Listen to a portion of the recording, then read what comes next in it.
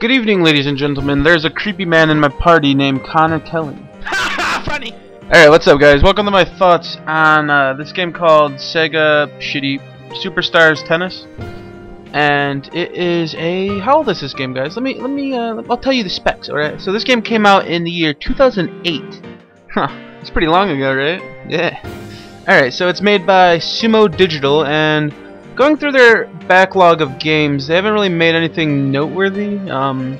You know, they made such recognizable games as Super Rub-a-Dub and Disney's Christmas Carol.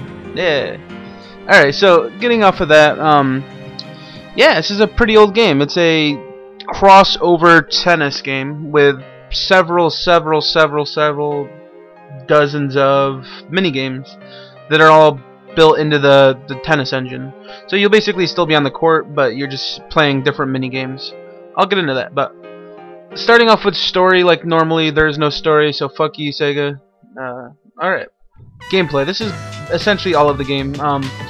So from the main menu, you have you know, you have your basics. You have like superstar mode. You have matches, which is where just like a quick match where you can set up the rules, play against whoever you want to play.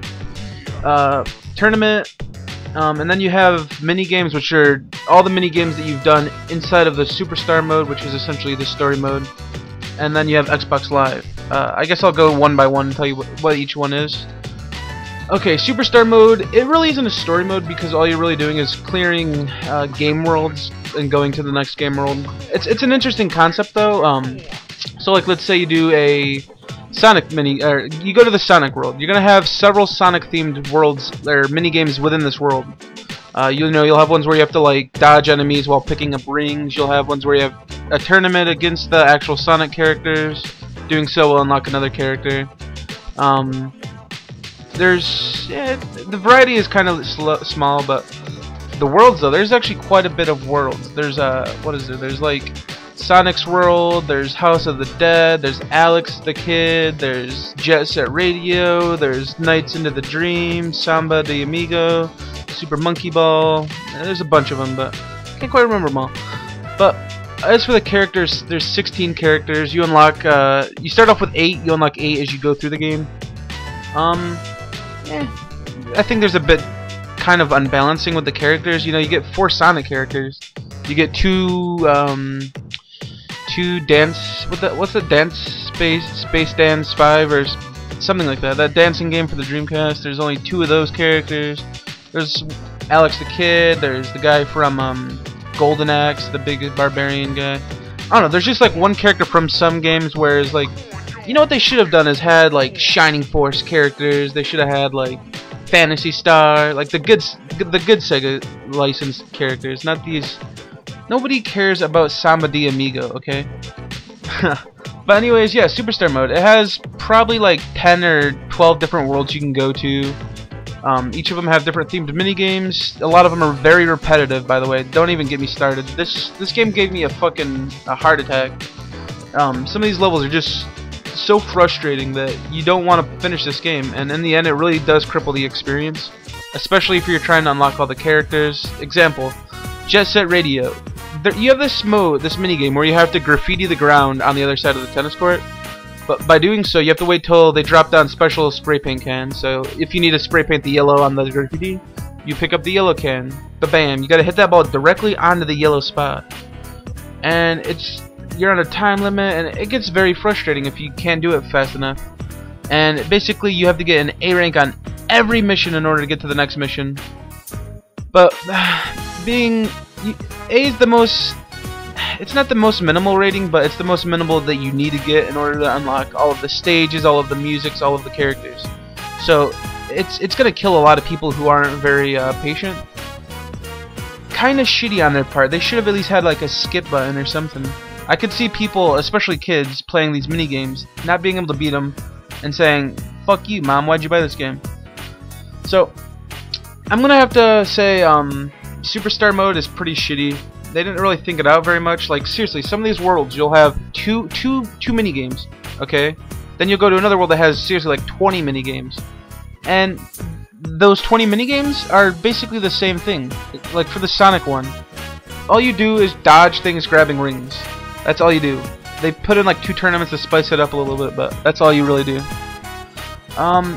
As I mentioned before, after Superstar mode, there's Match mode, which is generic. Just you can set up the rules and you can set up who you're fighting against. Tournament mode is pretty simplistic. You just play through a tournament. And for mini games, I actually like this mode. There's a pretty good variety of mini games that you did play throughout the game. And when you do go into the mini games section in the main menu, they have all of those mini games put into this area, and it actually has. It's not. They don't pick all of the mini games. They just pick the best one, which is the most closest to the original game. So when you're playing Puyo Pop, it's pretty similar to Puyo Pop. And when you're playing the Virtua Cop or Virtua whatever, it's pretty close to the actual Virtua Cop game. You aim and you shoot the bad guys and all that.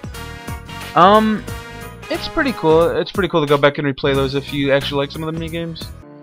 As for Xbox Live, I couldn't find a match, surprisingly. I guess, well, this game is, what, 3 years old? 4 years old now?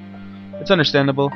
There is, however, a cool feature. You can, they have Sega TV, which is where you can actually watch other players playing the game, and then people can actually watch you playing games. So there's a couple achievements based around that. Interesting idea. Yeah, that covers gameplay. I will approve of gameplay because that's about the only thing this game has going for it. I just wish they did a little more balancing in the Superstars mode. As for sound, you know, they pretty much use all of the trademarked Sega sound effects. You know, Sonic makes those ring sounds whenever he picks them up, and everybody has their. I think they're pretty much their original voice actors. As for the music, yeah, they take a couple songs from each game.